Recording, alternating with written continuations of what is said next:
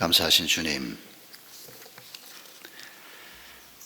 하나님께서 우리의 목자가 되셔서 사망의 엄침한 골짜기를 통과할 수밖에 없고 원수들을 피할 수 없는 이 땅의 삶에서 저희를 인도해 주시고 저에게 좋은 것을 공급해 주시는 주의 은혜를 감사합니다.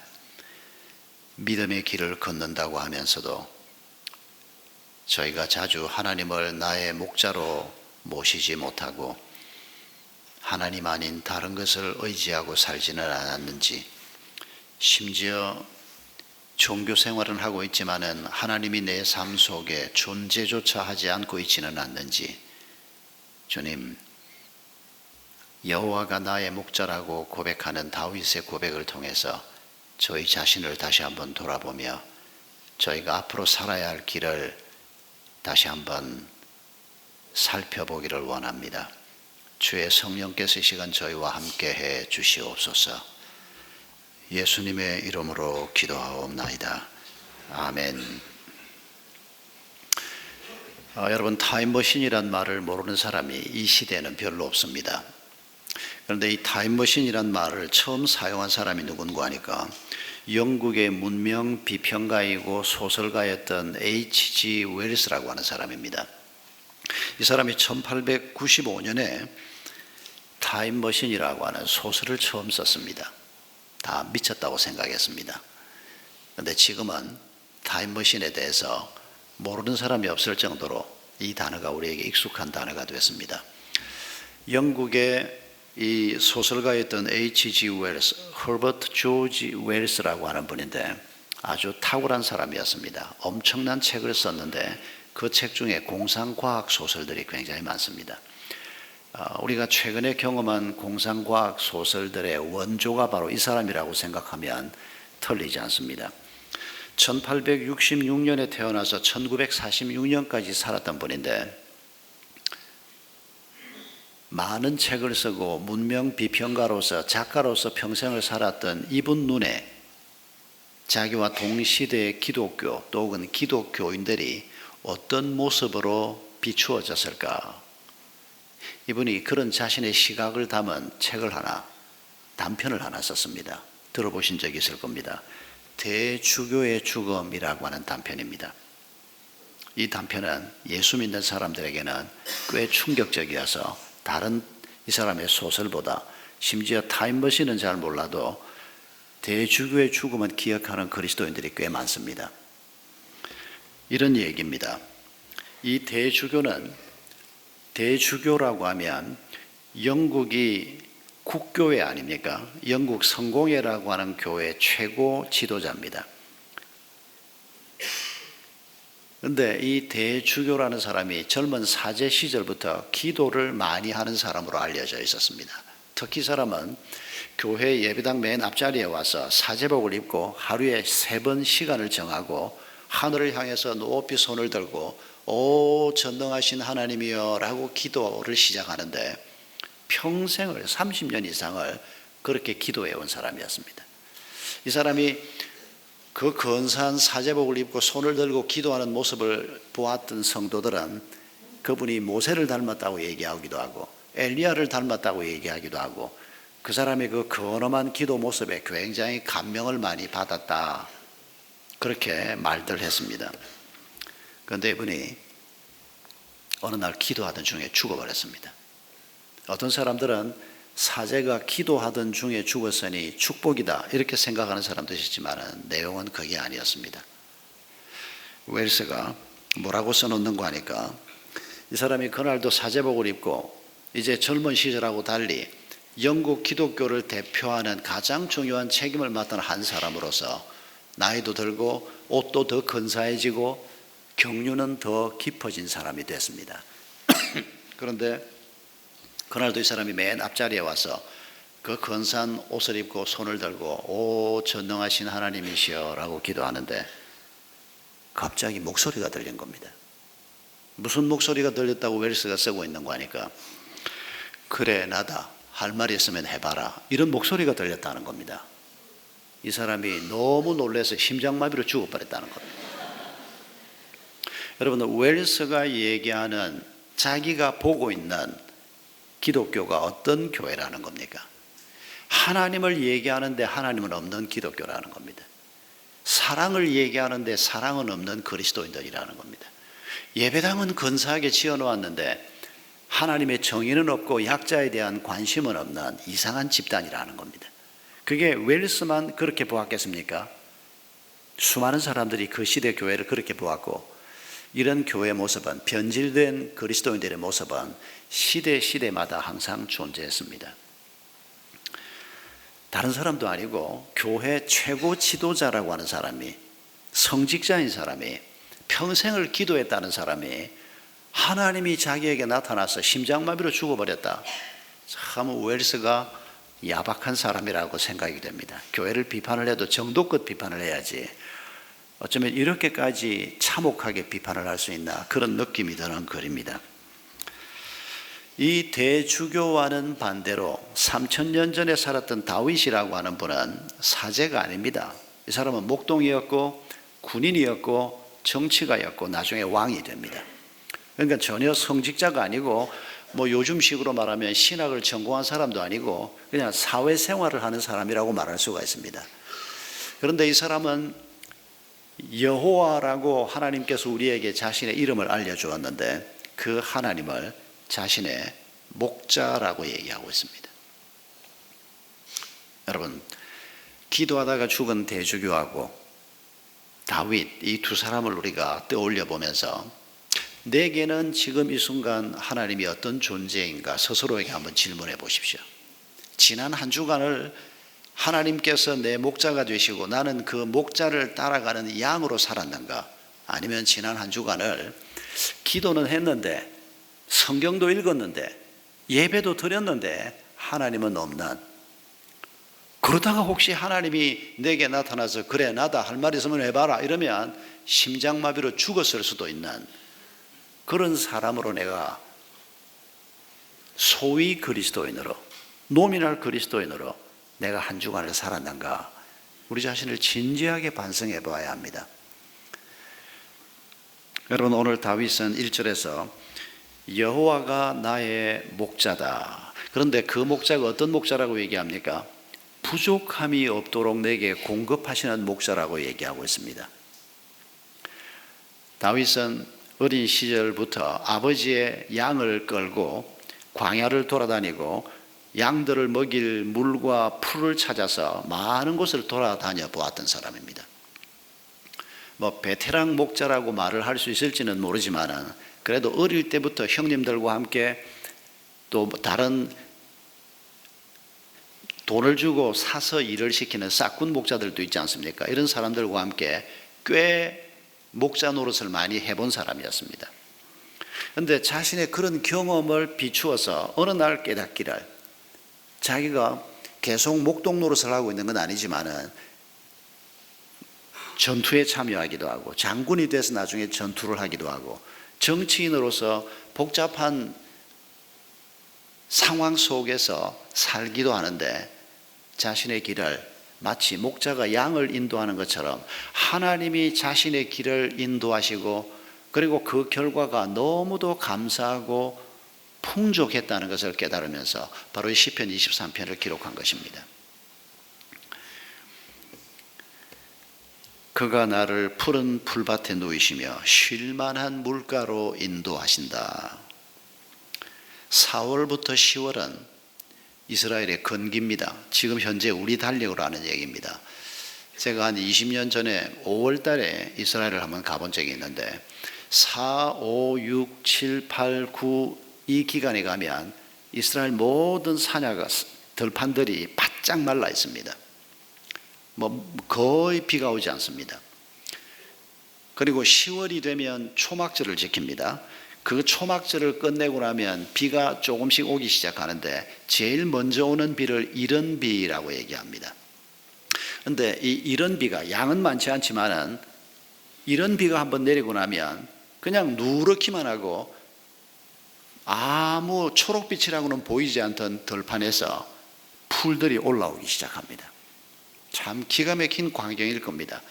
저는 그냥 빈 들판만 보았는데 정말 아무것도 없어 보이는 그 들판에 비가 한번 뿌리고 나면 푸릇푸릇 풀들이 올라오고, 그 풀들이 좀 많이 모여 있어서 양떼를 데리고 들어가는 거기가 바로 지금 다윗이 얘기하고 있는 푸른 초장인 것입니다. 광야에서 물을 얻을 수 있는 방법은 다양합니다. 양 한 마리를 먹이려고 하면 그렇게 많은 양은 필요가 없습니다. 그러나 양을 한 목자가 20마리, 30마리, 또 몇 사람의 도움을 받아서 한 100마리씩 몰고 다니는 양들도 있습니다. 그러면 양을 먹일 물이 꽤 많아야 됩니다.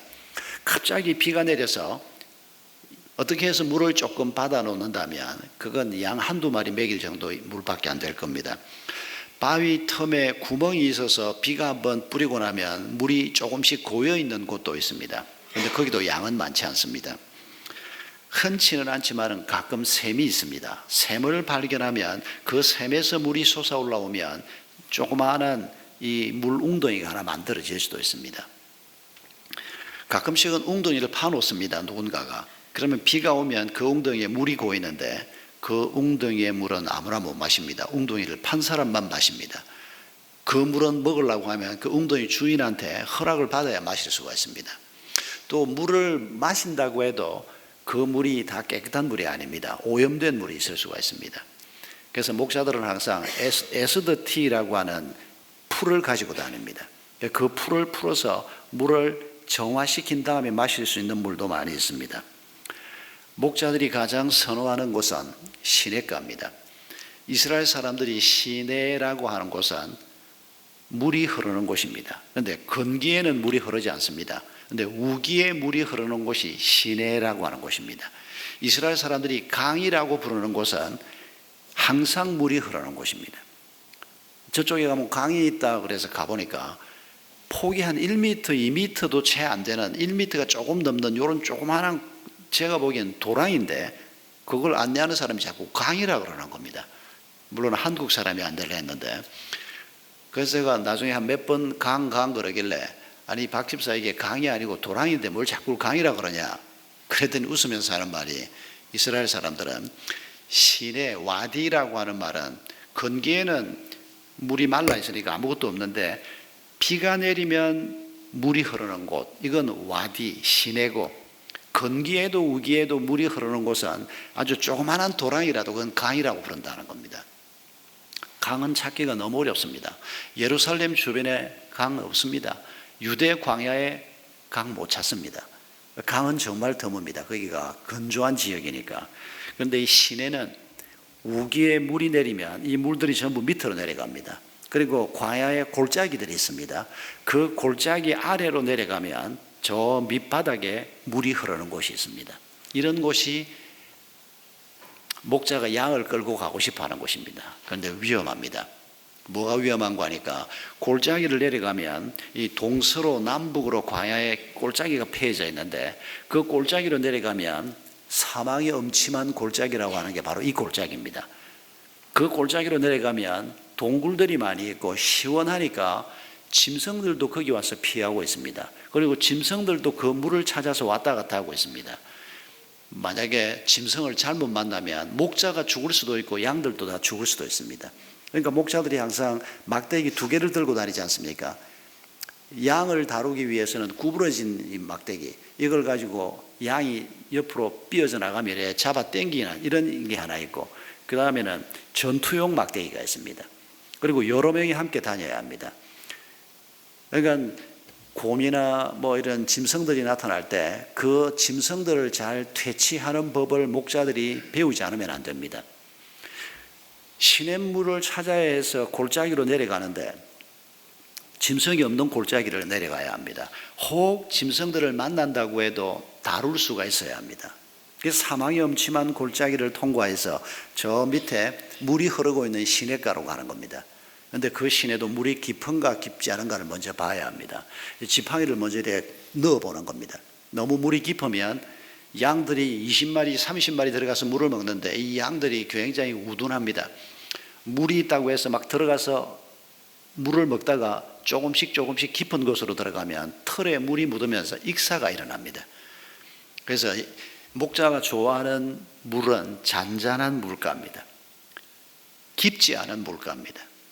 그리고 낮아야 합니다. 높은 곳에 있으면 높은 곳에도 뭐 바위 위에 이래 물이 고여 있는 꽤 넓은 물이 있는 곳이 있는데 그런 곳에 물을 먹으라고 올라가다가 양들이 떨어지면 이건 또 추락사를 합니다. 그러니까 목자들이 그 주변 환경을 어릴 때부터 다니면서 잘 익히고 있다가 자기 양들을 데리고 이 시냇가로 가는 겁니다. 그리고 그 시냇가에서 잘 물을 먹도록 보호하고 인도하는 일을 하는 그 얘기를 지금 다윗이 하고 있는 겁니다. 그런데 자기가 목자로서 양들을 위해서 했던 그게 바로 하나님께서 목자가 되셔서 자기 생에 행하고 있는 일이라고 지금 고백하고 있는 것입니다. 3절을 보면 하나님께서 이렇게 물가로 풀밭으로 인도해 주신다고 고백하면서 내 영혼을 소생시키신다라고 말씀합니다. 여러분, 풀밭과 물, 오늘 우리로 말하면 의식주입니다. 우리에게 필요한 의식주를 공급하시는 하나님의 은혜를 누리면서 내 영혼이 소생된다라고 하는 이 말에 주의를 기울일 필요가 있습니다. 먹고 마실 것이 있어도 영혼이 소생되지 않는 사람들이 많습니다. 하나님 알지 못하는 사람들이야 당연히 그러겠죠. 내 힘으로 벌어서 먹고 살았는데 운이 좋아서 내가 대박을 만났는데 그거 누리고 산다고 해서 영혼이 소생될 수가 있겠습니까? 여러분, 그리스도인이 하나님의 사람이 하나님께서 내 목자가 되셔서 푸른 풀밭으로 나를 인도해 주시고 맑은 시내 물가로 나를 인도해 주셔서 그걸 먹을 때 이게 하나님이 행하신 일이라는 것을 깊이 느끼고 있다는 것입니다. 그래서 하나님께서 내 영혼을 소생시키시고 단순히 그저 의식주를 내게 축복으로 주시는 것만이 아니고 그걸 공급하신 하나님이 나의 하나님이요 내 목자시라는 것을 깨닫고 그분과 교제하게 될 때 먹는 문제하고는 또 다르게 우리의 영혼이 소생되는 이런 축복이 여기에 함께 있다고 말씀하고 있는 것을 잊지 말아야 합니다. 우리가 신앙생활을 잘못하면 하나님은 잘 느껴지지 않고 하나님이 내게 주신 돈, 하나님이 내게 주신 이런 것 저런 것에 관심이 너무 많이 가 있어가지고 하나님하고의 교제가 깊어지지 않는 경우가 많습니다. 부부관계도 꼭 그렇지 않습니까? 혹시 부부관계를 오해하면 남편이라는 건 나가서 돈이나 많이 벌어오면 되는 거고 마누라라는 건 집에서 그냥 돌아다니지 말고 할 일이나 잘하고 음식이나 맛있게 만들고, 여러분 이 부부관계라고 하는 것을 그런 식으로 이해하는 어리석은 사람이 여기 한 사람도 없을 줄 압니다만은 이런 사람들이 왕왕 있습니다.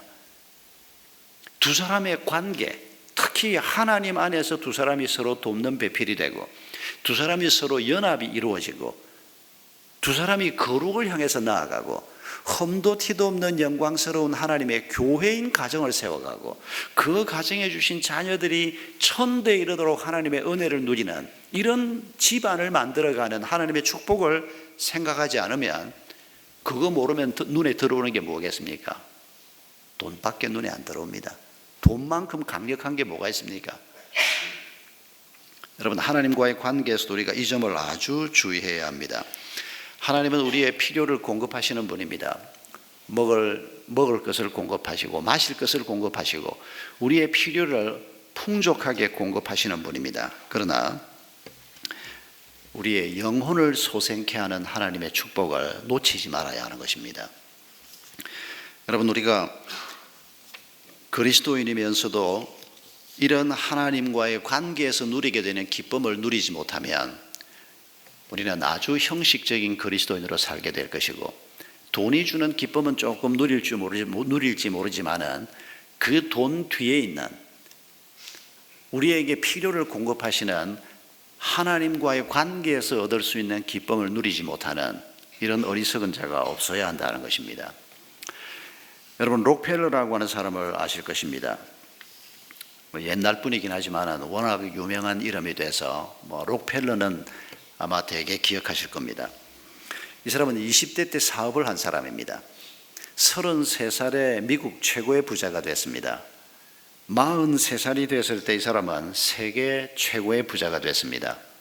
그런데 10년이 지난 53살쯤 됐을 때 세계 최고의 부자가 아무 필요 없는 상황에 빠지게 됐습니다.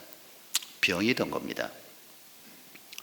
머리가 빠지고 시들시들해지고 음식이 맛이 없고 잠을 자지 못하고 완전히 문어머리가 됐는데 먹을 수가 없고 잠을 자지 못하니까 사람이 바짝 말라가는데 세계 최고의 부자가 무슨 소용이 있습니까? 하루에 우유 한 잔, 비스킷 2개를 먹으면 더 이상 먹을 수가 없는데 돈 많으면 뭐 하겠습니까? 이런 고통스러운 시간을 보내고 있는데 어느 날 밤에 또 잠이 오지 않았을 사람이 영접실에 앉아 있다가 자기 눈앞에 있는 성경을 보게 됐습니다. 그래서 그 성경을 탁 펼치고 한 부분을 읽는데 그 부분이 뭐였는가 하니까 누가복음 6장 38절 말씀이었다는 겁니다. 이런 내용이었습니다. 주라, 그러면 넘치도록 받을 것이다. 이 말씀을 이 사람이 한밤중에 그 고통스러운 시간을 보내고 있던 중에 이 말씀을 읽는 순간에 마음에 빛이 비추기 시작했다는 겁니다. 자기가 세계 최고의 부자가 될 때까지 누군가에게 무엇을 나누어 준다? 그건 생각해 본 적이 없었다는 겁니다. 그저 조금이라도 더 벌고 이 소유의 기쁨이 너무 크니까 사업의 성공 더 가지고 또 더 가지고 그 이상의 기쁨을 경험해 본 적이 없었으니까. 그런데 이 말씀을 읽으면서 이 사람 마음속에 빛이 비추어오기 시작했습니다. 하나님께서 그의 길을 새로운 장으로 인도하는 것을 이 사람이 느끼기 시작한 겁니다. 그러면서 이 사람이 록펠러 재단을 만들었습니다. 시카고 대학을 비롯해서 많은 학교들을 세우고 많은 예배당들을 짓고 하나님이 그에게 주신 이 귀한 물질들을 가지고 귀한 일들을 많이 했습니다. 그리고 병이 나왔습니다. 94세까지 살다가 죽었습니다. 시카고 대학에 이 사람이 자기 아내를 위해서 만든 예배당이 있습니다. 제가 시카고에 갔다가 일부러 그 예배당 한번 둘러보러 시카고 대학을 한번 가본 적이 있는데 아주 예쁜 예배당을 지어놓았습니다. 여러분, 이 사람이 그렇게 많이 가지고 있었지만은 사실 하나님이 주시는 평강은 맛보지 못했습니다. 소유의 기쁨은 누렸지만은 그 소유의 기쁨은 건강 잃고 나니까 하루아침에 날아가 버리고 말았습니다. 그런데 하나님께서 그의 길을 새롭게 인도하시는 그의 영혼을 소생시키기 위한 이제까지는 더 소유하려고만 했던 그의 마음속에 주라, 섬겨라. 그랬을 때 이 사람이 전혀 다른 인생을 살면서 그의 영혼이 소생되는 기쁨을 누렸던 것을 우리가 기억하십시다. 하나님께서는 우리의 필요를 공급하시는 분입니다. 그러나 우리의 필요를 공급하시는 그 하나님께서 우리의 몸만 좋아지고 우리의 삶의 환경만 좋아지는 것을 원하는 것이 아닙니다. 가장 우리에게 중요한 우리의 영혼이 소생이 되고 우리가 하나님과의 관계 속에서 정말 어떤 것보다 더 비유가 되지 않는 기쁨을 누리게 되는, 여러분, 이 기쁨을 우리가 맛볼 수 있어야 합니다. 여러분, 부부가 옛날 처음 만났을 때 느꼈던 서로로 인해서 누렸던 기쁨을 생각해 보십시오. 자녀들이 태어났을 때 그 아이로 인해서 손주들로 인해서 느끼는 기쁨을 생각해 보십시오. 지난번에 우리 장회주 선교사가 와 설교를 했는데 저도 그날 바로 설교 끝난 다음에 우리 홈페이지에 올라와 있는 설교를 미국에서 들으면서 엄청 울면서 그 설교를 들었습니다. 장 선교사가 어제 밴드에 글을 하나 올렸는데 뭐라고 올렸는가 하니까 자기가 한 150km 반경에 흩어져 있는 소수 부족들을 이제 다니면서 한참 일을 하고 있습니다. 그런데 그 자기가 왔다 갔다 하는 그 활동 반경에 2만 원짜리 호텔이 하나 있다는 겁니다. 그러니까 하룻밤에 2만 원 주면 잘 수 있는. 그런데 그 집에 가면 단골이라고 이 소수부족에 속한 사람이 하는 조그마한 시골 호텔인데 그 집에서 제일 좋은 방을 내주는데 추가 요금 안 받고 2만 원만 내면 자는 방이 있다는 겁니다. 그런데 그 집에 딸이 하나 있는데 7살인가 8살 된 딸인데 사진까지 올려놨어요. 애가 예쁘장하게 생겼는데 얘가 이 장선교사만 오면 뭐 춤을 추면서 좋아한다는 겁니다. 그러면서 얘가 얼마 전에 자기 아빠한테 그랬다는 겁니다. 아빠, 내가 아빠를 한 사람 더 모시면 안 되겠냐? 장성 교사가 그 아이한테 두 번째 아빠가 된 겁니다. 이제는 그 집에 가면 이 아이가 아빠 오셨어요 하고 막 춤을 추면서 맞아주는데, 장성 교사가 뭐라고 표현을 하는 거 하니까, 그 고산 3천 몇백 미터를 오르락내리락 하고 자칫 잘못하면 떨어져 죽을 수도 있는 그런 위험한 길을 다니는데, 거기 와서 그 아이는 중국 사람 아닙니까? 그것도 소수부족 사람입니다. 근데 자기는 한국 사람입니다. 근데 그 아이하고 시간을 많이 보내는 것도 아닌데 어쩌면 그 아이가 자기를 그렇게 좋아해 주는지, 자기를 아빠라고 그러면서 좋아해 주는데 너무 기쁘다는 겁니다. 하나님이 주시는 위로 같다는 겁니다. 그래서 제가 댓글에 그랬었습니다. 하나님이 당신을 위로하는 게 틀림없다고. 여러분, 그 조그마한 어린 아이가 이분이 어떤 분인지도 잘 모릅니다. 그런데도 정말 귀한 분, 자기에게 가장 귀한 이름인 아빠란 이름까지 붙여주는, 여러분, 인간이 누리는 기쁨은 소유의 기쁨도 작지는 않습니다. 좋아하는 것들을 가지게 될 때 누리게 되는 기쁨도 작지 않습니다. 우리가 취미로 즐기는 것들 하게 될 때 굉장히 기분 좋습니다. 그러나 여러분, 그것들은 그렇게 오래 가지 않습니다. 관계 속에서 얻는 기쁨이 가장 큰 기쁨입니다. 부부 관계, 부족해도 서로 신뢰해주는 관계, 부모 자식 관계, 시원찮은데도 아이를 사랑하고 장애인인데도 내 아이를 하나님이 내게 맡겨 주셨으니까, 세상에 아까 우리 윤희 엄마 간증할 때 이 아이 낳아봐야 또 사고 칠 건데, 그런 고약한 놈이 어디 있습니까? 그게 무슨 의사라고. 아니, 의사라는 사람이 세상에 아이를 어떻게 해서든지 치료를 해야지, 치료해봐야 또 사고 치고 또 떨어질 건데, 저는 모골이 송연한 느낌이 들었습니다. 부모 마음은 그렇지 않지 않습니까? 부모가 어떻게 포기를 합니까? 자기 자식을.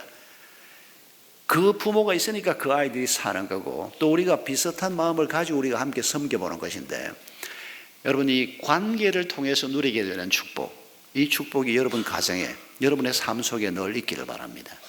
특히 하나님과의 관계에서 그분이 우리의 영혼을 소생시켜 주시는, 여러분, 이 기쁨을 놓치면 풀밭 가봐야 소용없습니다. 맑은 시냇물이 우리 앞에 있어도 하나님이 내 영혼을 소생시켜 주시는 이 기쁨이 없으면 록펠러처럼 될 수밖에 없는 겁니다. 이런 하나님의 축복을 우리가 다시 한번 기억하면서 4절에 사망의 음침한 골짜기에서도 하나님이 나를 보호하신다는 이 말은, 저는 이 귀절을 오래전에 읽을 때 이런 질문을 스스로 해보지 않을 수가 없었습니다. 왜 사망의 음침한 골짜기를 왜 가? 이스라엘을 가보기 전에는 그렇게 생각했습니다. 사실 이스라엘을 가봐도 그 골짜기에 내려가 보지는 못했습니다. 시간이 너무 짧아가지고. 아니, 하나님이 그런 데를 안 데리고 가면 되지, 원수 앞에서 잔치상을 베푸시고, 소 안 되게 원수 앞에서 상을 왜 받아요? 밥은 좋아하는 사람하고 먹어야지. 저는 시편 23편이 별로 은혜가 안 됐습니다, 솔직히. 그때까지만 해도. 그런데 여러분, 조금 더 깊이 생각해 보면 이미 설명드린 것처럼 이 죽음이 자칫 내 앞에 들어닥칠 수도 있는, 거기 맹수가 있다니까요. 그 맹수가 들이닥치면 생명을 잃을 수도 있는 그런 곳을 통과해야 양들을 먹일 수 있는 시냇물이 있다는 것입니다. 오늘 우리 입장에서도, 여러분, 우리가 지난 한 주간 동안도 사망이 없는 곳이 어디 있습니까? 곳곳에 사망이 도사리고 있지 않습니까? 곳곳에 돈이 최고라는 사람들, 그 속에 살면서 우리도 모르는 동안에 우리도 오염이 되어버리고. 여러분, 집 두 채 있는 분, 세 채 있는 분들, 새 준 집 새 올리지 마세요. 웬만하면. 우리 교인들 보면 새가 올라가지고 이사를 가야 되나 말아야 되나 고민하는 사람들 보면 좀 너그러운 부자는 없나, 그런 마음으로 좀 도와주는 사람이 없나, 이런 생각이 들 때가 참 많습니다. 여러분 중에 집 두 채 세 채 있는 분들, 여러분이 바로 그런 사람이 되어야 합니다. 그게 바로 예수 그리스도의 이름으로 우리를 인도하시는 하나님의 바른 길입니다. 의의 길로 하나님이 나를 인도하신다 그랬는데, 여러분, 그 의의 길이 아까 우리가 읽은 성경에는 바른 길로라고 번역이 잘 되어 있습니다. 이거 우리가 오해를 많이 했습니다. 하나님이 나를 인도하시면 내가 의로운 자로 사는 삶의 길로 인도를 받는다, 이렇게 해석되기도 하는데 그게 아니고, 하나님만이 나를 푸른 풀밭으로 맑은 물가로 인도해 가는 바른 길을 아시는 진짜 목자라는 겁니다. 그분이 인도하는 길을 따라갈 때만이 그게 정확한 길이고 바른 길이지, 다른 길로 가면 세상 사람들처럼 돈이 최고라 생각하고 길을 가면, 학벌이 최고라 생각하고 명예가 최고라 생각하고 내가 좋아하는 것을 따라가면 그건 바른 길이 되지 못한다는 것입니다. 그런 표현을 지금 쓰고 있는 것입니다. 여러분, 우리 앞에 사망의 음침한 골짜기가 있지만은, 그러나 하나님의 인도하심을 따라 이 길을 걸어가면 여러분, 사망이 우리를 이기지 못할 것입니다. 어떤 환경도 우리를 이기지 못할 것입니다. 원수가 곳곳에 있지만은 여러분, 그 원수는 우리를 이기지 못할 것을 하나님께서는 미리 예언하셨습니다. 그래서 그 원수 앞에서 우리에게 승리의 잔치상을 베풀겠다고 하나님은 미리 약속하셨습니다. 그런데 이런 엄청난 약속을 내가 누리고 살 수 있어야 하는데, 그걸 지금 하나님이 약속하셨는데, 그래서 나도 다윗의 고백처럼 평생 동안 내가 주님을 따르고 주님과 함께 살겠습니다, 이렇게 고백하고 싶은데, 지난 한 주간 여러분의 삶이 어땠습니까? 이런 하나님의 인도하심이, 이런 하나님의 보호하심과 공급하심이 지난 한 주간 동안 풍족하게 있었습니까? 그래서 오늘 예배 시간에 이 자리에 와서 여러분 고개를 숙이고 기도할 때, 하나님 지난 한 주간도 풍성하게 공급해 주셔서 감사합니다, 이런 기도가 나왔습니까? 아니면 하나님 죄송합니다, 이렇게 또 기도를 시작했습니까? 둘 다 우리 마음속에 늘 있지요. 그런데 어느 쪽이 먼저였습니까? 왜 하나님이 이렇게 엄청난 약속을 하고 있는데 왜 내가 그걸 누리지 못할까요? 믿음이 없다면 기대하지 마십시오. 믿음 없는 사람은 지금 논외입니다. 내가 믿음이 있는데, 내가 하나님이 나를 인도하는 목자라는 건 내가 분명히 믿는데, 그리고 하나님이 나를 인도하는 길을 따라가기만 하면 바른 길이라고 나도 믿는데, 왜 내 삶 속에 이런 풍성함이 없습니까? 왜 이런 기쁨이 없습니까? 잘 점검하셔야 합니다. 하나님이 인도하는 바른 길을 찾지 못해서 그랬을 수도 있고, 여러 가지 문제들이 우리에게 있을 것입니다. 그걸 우리가 발견해내야 합니다. 한국에 들어왔던 초기 선교사 중에서 시편 23편을 18번 설교로 했던 선교사님이 있었답니다. 젊은 선교사님이었는데, 이분이 말을 타고 그 말고삐를 조사가 지고 갑니다. 이 조사라는 사람들은 선교사님들에게 한국말 가르치고 한국 문화 가르치고, 이분들이 나중에 주로 목사가 많이 됐습니다. 초기에 선교사님 이제 말고삐를 잡고 선교사님을 이제 데리고 시골을 순행을 하는 겁니다. 그러면 가서 세례도 베풀고 성찬식 인도도 하고, 그런데 이분이 가면 항상 처음 가는 곳은 시편 23편 설교였습니다. 제목은 여호와는 나의 목자시니. 그런데 어느 날 선교사님을 모시고 가는데, 처음 가는 곳인데 선교사님이 메모를 주었는데 뭐라고 써놨는고 하니까 분명히 시편 23편인데 제목이 달랐습니다. 제목이 뭐였는고 하니까 여호와는 나의 목자르시니, 이렇게 되어 있었습니다. 아니, 무슨 제목이 이런가 하고 선교사님한테 조사가 얘기를 했답니다. 선교사님, 제목이 혹시 잘못된 거 아닙니까? 그랬더니 선교사님이 썩 보더니 맞습니다, 그러고 도로 주더라는 겁니다. 그날 이 선교사님이 무슨 설교를 했을까요? 하나님이 우리의 목자신데, 하나님이 내 길을 인도하시고 내가 그 뒤를 따라가는 그분의 양인데, 왜 그분이 인도하는 길로 우리가 제대로 따라가지 못하고 그분이 약속하신 풍성한 것들을 누리지 못하나? 우리의 욕심 때문이라는 겁니다. 우리의 고집 때문이라는 겁니다. 우리의 아집 때문이라는 겁니다. 그래서 목을 쳐야 한다는 겁니다. 여호와가 내 목자가 되려고 하면 내 목을 치라는 것입니다. 끔찍한 설교지만은 아주 중요한 말씀입니다. 우리가 하나님의 뒤를 따라가면서도 우리 마음속에, 우리는 다른 사람은 몰라도 우리는 알지 않습니까? 우리 마음속에 무슨 생각이 있는지 하나님한테 다 맡겨놓으면 안심이 안 돼. 그냥 무슨 짓을 하실지 몰라. 그래서 신앙생활을 해도 열심히 못해. 그냥 열심히 했다가는 선교사로 잡혀갈 수도 있고, 뭐 선교사도 그냥 뭐 보통 선교사가 아니고 어디 뭐 험지에 갖다 박아 놓을 수도 있고, 이 하나님에 대한 안심이 안 되는, 믿음이 있긴 있는데도 하나님에 대해서 온전한 신뢰가 잘 되지 않는, 그래서 기도를 할 때도 우리는 기도를 하는 게 아니고 지시를 많이 합니다.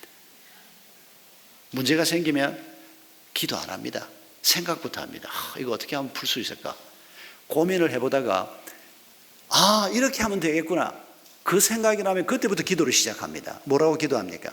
하나님, 요건 요렇게 해 주십시오. 이렇게 기도를 합니다. 이게 무슨 기도입니까? 지시지. 참 하나님이 너그러우신 분이라서 우리가 살아있지.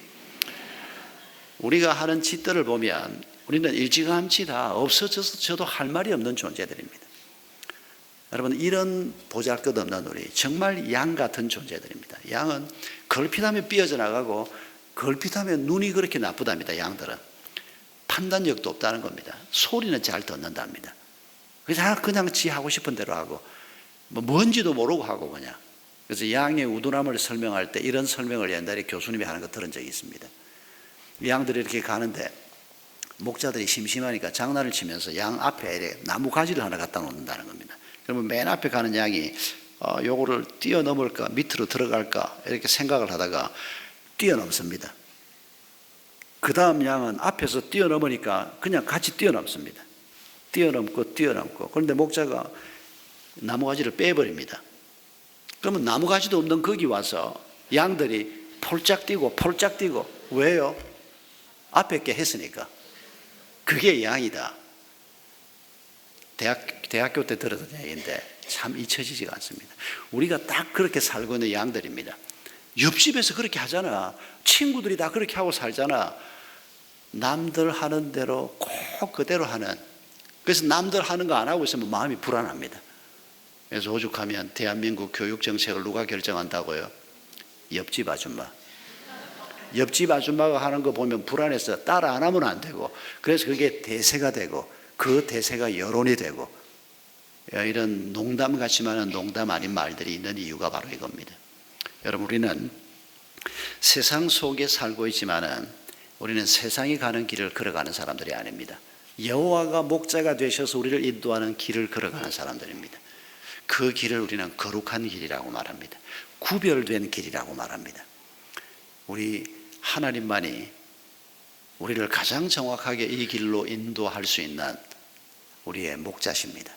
여러분, 오늘도 우리가 이런 주님에 대한 신뢰를 가지고 우리가 안고 있는 문제가 무엇이든지 간에 이번 한 주간 동안에 다윗을 통해서 하나님의 뜻이 이루어졌던 것처럼 우리를 통해서도 하나님의 뜻이 이루어지는, 그리고 하나님의 인도하심이 놀랍게 우리 삶에 주어지는 이런 축복을 기대하면서 또 한 주간을 시작할 수 있기를 바랍니다.